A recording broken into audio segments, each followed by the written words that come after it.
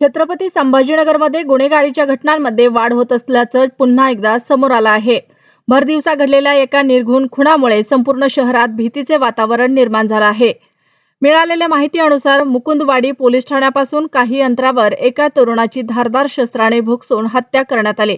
हा प्रकार इतका अचानक आणि भीषण होता की परिसरातील नागरिकांमध्ये एकच खळबळ उडाली.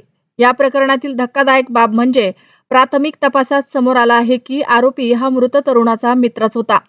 दोघांमध्ये काही दिवसापासून वाद सुरू होता आणि त्याच वादाचं रूपांतर अखेरीस खुनात झालं. घटनेच्या वेळी परिसरात मोठी गर्दी होती. भरदिवसा अशा प्रकारे घडलेल्या हल्ल्यांमुळे नागरिकांमध्ये भीतीचं वातावरण निर्माण झालं आहे.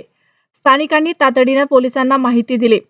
पोलिसांनी घटनास्थळी धाव घेतली आणि मृतदेह ताब्यात घेऊन पुढील तपासासाठी पाठवलाय.